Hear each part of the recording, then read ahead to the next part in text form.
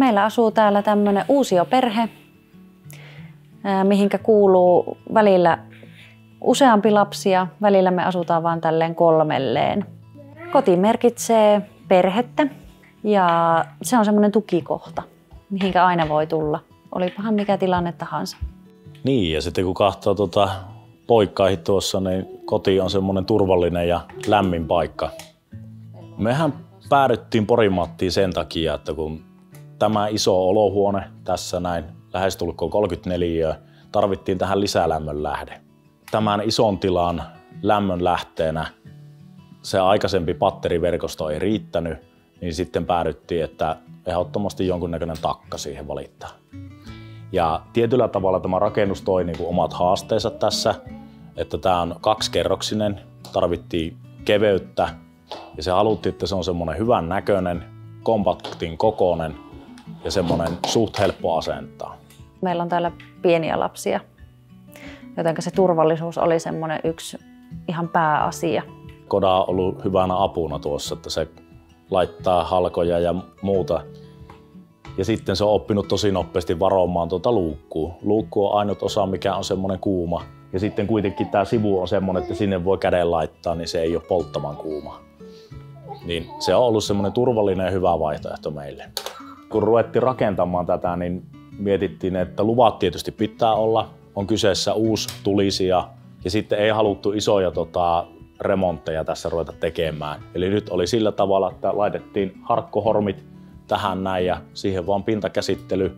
Sen jälkeen valmis takka tuohon paikalle ja reikä kylkeen, uuni kiinni ja se oli siinä.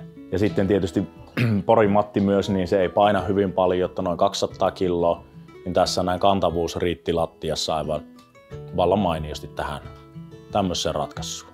Siis uskomatonta, miten tuollainen pikkuinen uuni voi lämmittää niin paljon tätä isoa tilaa niin, että se on pienentänyt siis öljyn kulutusta todella paljon. Aikaisemmin täällä oli isommat kulut, kun koko taloa jouduttiin lämmittämään, että saatiin tämä iso tila lämpimäksi. Ja päästään pienellä klapilla polttamaan ja saadaan se tehokkaasti hyödynnettyä se lämpö. Eli nyt meillä on iso lämmin tila, jossa viettää aikaa perheen kesken. Joko me ollaan tässä lattialla, valmistetaan sille ruokaa tai muuten vaan. Tämä tila on tullut ihan eri tavalla nytten käyttöön, nyt kun tässä on lämmin ja mukava olla. Keittolevyllä on ollut käyttöä tosi paljon meillä, että Pellu meillä ton ruoan valmistaa aika pitkälle, mutta kyllä siinä on itsekin tullut perunoita keiteltyä.